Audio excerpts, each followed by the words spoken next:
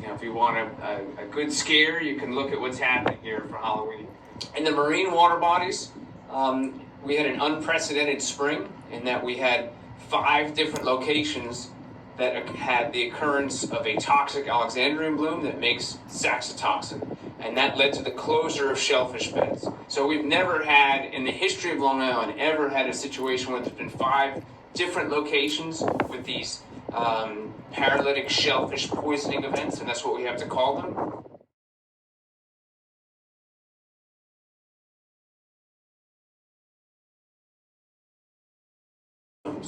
On the heels of those events in the spring, we had something called a dinophysis bloom that was in Mauritius Bay as well.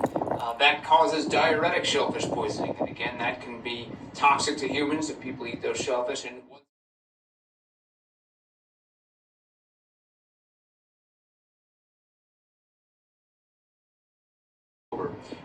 that rust tide is what we call an ichthyotoxic harmful algal bloom. That means it causes fish kills. And in the past, we've seen both the death of fish as well as shellfish with the occurrence of these blooms.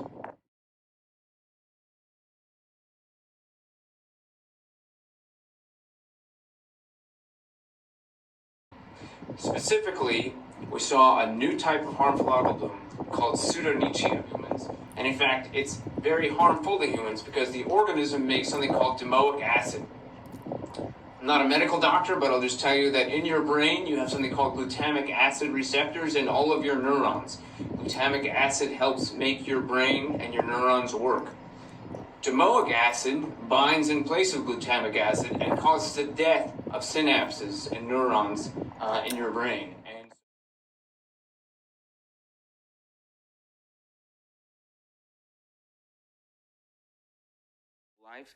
And I've seen the collapse of our shellfisheries, a 99% collapse in our scallops and clams, the loss of 90% of our eelgrass, the loss of close to 90% of our salt marshes.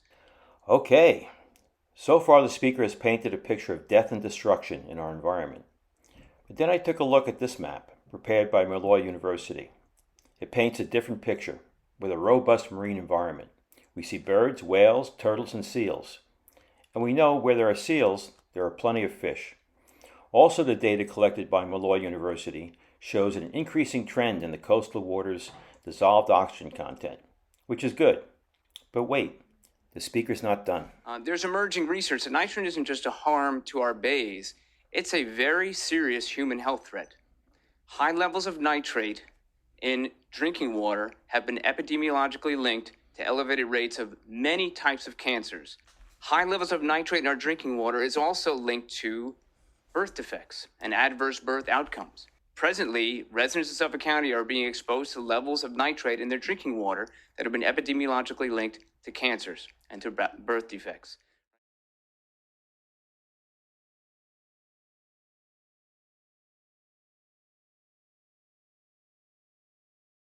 Stated that the nitrate levels went up from about 3.3 milligrams per liter to 3.8 in about 10 years. Mm-hmm.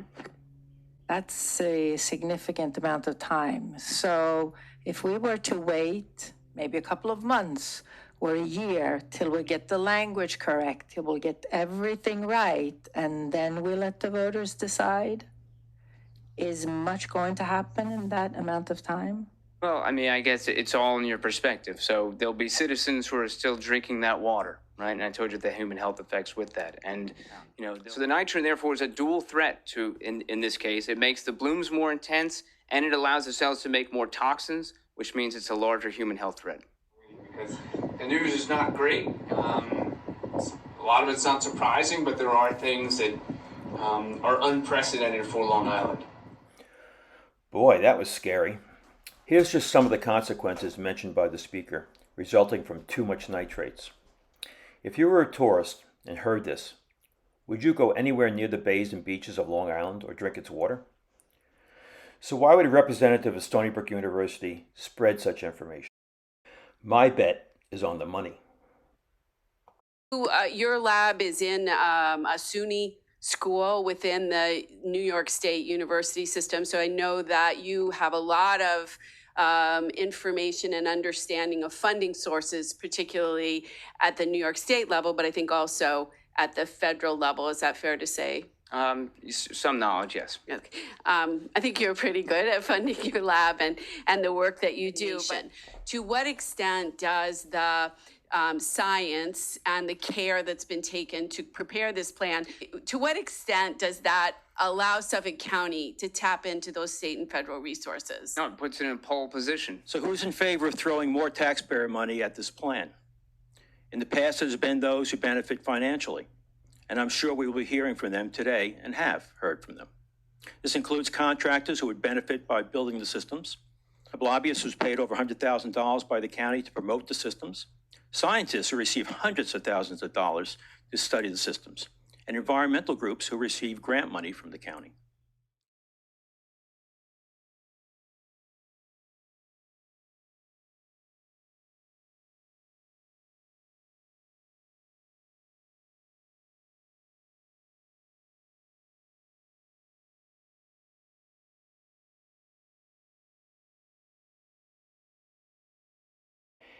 Agencies promote narratives that fit their self-interest and quest for grants and funding.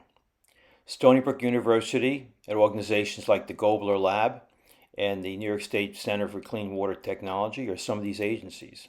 Some of these agencies are also tied in with not-for-profit organizations, consultants, and contractors. Apparently, they stand to benefit from the 1/8% sales tax increase. One of the organizations even appears to have a patent pending for an IA system to remove nitrogen. Chris Gobler happens to be its director.